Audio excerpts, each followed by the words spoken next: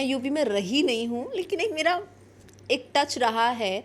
जैसे हम लोग पूरा स्टेट्स घूमते हैं, पूरा शहर, पूरे इंडिया घूम लेते हैं, तो वो एक इनबिल्ड आपके ना आता जाता है, क्योंकि आप लोगों के बीच रहते हो, आप उन लोगों से उठते बैठते हो, मिलते हो, तो आपका एक टच ना मतलब मुझे ऐसा लगता है कि वो ना आपके इंटरनली बैक साइड वो ना भरता रहता है, सीखते रहते हैं।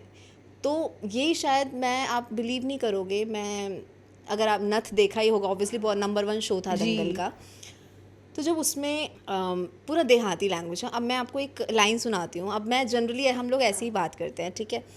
अब वहाँ पर मेरा पहला जब मैं एंटर हुई, और उसकी कोई वर्कशॉप नहीं है, कोई सिखाया गया नहीं है कि वर्कशॉप एक दिन की भी लगाई हो, नथिंग। सीधा, क्योंकि वो लीप पे था शो, राइट। अब हम शो स्टार्ट करते हैं तब हम लोग की वर्कशॉप कुछ होंगी, या वो भी कोई प्रोडक्शन करता है, otherwise on the set he start हो जाता है। अब वो लीप पे था, अब हम आए हैं। अब वो जो लैंग्वेज है, एक मैं बोलती थी, एक प्रतिमा जी बोलती थी, जो प्रतिमा कनन जो हैं, उनके अलावा कोई गाँवटी लैंग्वेज नहीं बोल रहा है। बोलनी थी पर कोई बोल नहीं रहा है, ठीक है। अब उनका टोन शायद होता है, इतनी ज़्यादा इंटरफेरेंस नहीं, लेकिन हाँ, मुझे जब स्क्रिप्ट दी गई है तो उसमें एक फ़र्स्ट लाइन थी, जब मैंने फर्स्ट शॉट, फर्स्ट डायलॉग यहाँ प्रतिमा जी हैं, प्रतिमा कनन, एंड यहाँ पे वंदना जी हैं जो साथ निभाना साथिया में थी, ठीक है। अब ये दोनों अच्छी खासी आर्टिस्ट, और मैं उसमें एंटर करती हूँ, एंड वो मेरा वैम्प कैरेक्टर है फुल्ली, ठीक है, नेगेटिव। मैं आई स्ट्रेट, मेरा उसमें फर्स्ट एंट्री है, तो मेरा बंदूक से, पिस्टल से एक शॉट लिया है, ब्लर से सीधा आने का। अब उसमें था कि ये लाइन है कि वो क्या कहते हैं ना, कि जब हाथी बाज़ार में निकलता है तो आसपास के कुत्ते तो भौंकते ही हैं।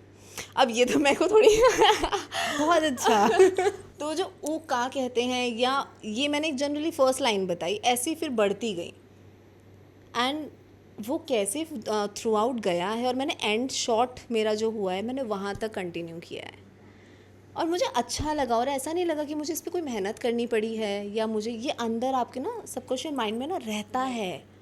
और वो ये आर्मी का ही फ़ायदा है कि वो शिफ्टिंग होती गई तो नए लोग मिलते गए। ये सब हम लोगों ने इंडिया से पूरा हर जगह से, वेस्ट बंगाल से। अब वेस्ट बंगाल में जब मैं 5 साल रही हूँ, क्योंकि डैडी जो थे, हम लोग को वैसे 3 साल में ट्रांसफ़र होता है, पर जब मैं 5 साल वहाँ के रहने का रीज़न ये था कि डैडी का ट्रांसफ़र जो है लद्दाख में हो गया। अब लद्दाख में फैमिली अलाउ नहीं है, क्योंकि वो लद्दाख है, वो सिर्फ आर्मियों का ही एक अड्डा है पूरा। तो मेरे को ऐसा होता था, मुझे क्यों नहीं लेके जा रहा। मैं छोटी थी वहाँ पे, 5th क्लास में, 6th क्लास में। मैंने डैडी मुझे भी लेके जाओ। फिर मैंने वहाँ सुना था चॉकलेट्स बहुत अच्छी अच्छी मिलती हैं, बहुत टेस्टी टेस्टी होती हैं, बहुत अलग अलग वेराइटीज़ होती हैं। और डैडी मेरे बहुत ईमानदार और आर्मी वाले है, होते ही ईमानदार, वो एक चॉकलेट नहीं लेकर आते थे कि बेटा ऐसे अलाउ नहीं है लेकर आना, लेकिन चलो ठीक है, मैं नेक्स्ट टाइम जब जाऊँगा ना तो मैं लेकर आऊँगा। तो वो लेकर आए थोड़े काजू वाजू, सब थोड़ा अलग अलग, बच्चों को जैसे चाहिए होता है। और ऐसे ऐसे काजू, भाई सब टेस्ट अलग, यहाँ पे ऐसे काजू मिलते ही नहीं है ना, कोई चॉकलेट्स ऐसी मिलती हैं। अब हम लोग, अब नहीं खाती मैं चॉकलेट्स, अब तो हम लोग डाइटिंग में भी आ गए कुछ, लेकिन उस टाइम पे हर चीज़ जो होती थी ना बहुत यूनिक होती थी। तो जब डैडी लद्दाख में थे तो हम लोग यहाँ पे, हमें 2 साल और कंटिन्यू करना पड़ा। तो बंगाली मुझे बोलनी नहीं आती, लेकिन जो कोई मुझे बोलेगा तो मैं समझ लेती हूँ। तो ऐसा एक फ़ायदा हो गया। और अब आप कह रही थी आप ट्रैवल नहीं करती, इतना तो ट्रैवल कर लिया है, यहाँ ये तो ट्रैवल बचपनों का हो गया ना। अब ट्रैवल क्या है, बाय ट्रैवल मतलब मेरे लिए है कि बाय कार में ट्रैवल नहीं कर सकती ज़्यादा लंबा, क्योंकि मुझे जो है वॉमिटिंग का इशू ये सब मेरे को रहता है। तो मैं लंबा ट्रैवल, ये है ट्रेन में, फ़्लाइट में ये हो जाता है मेरे से। फिर भी ट्रेन तो मैंने अब काफ़ी टाइम से नहीं, लेकिन मैं फ़्लाइट में आप 1 आवर तो निकाल ही लोगे आप, तो वो चीज़ हो जाएगी। लेकिन 4-5 आवर्स आप कार में बैठे हो, आपको सिकनेस हो रही है, तो वो मतलब I am not that kind of person.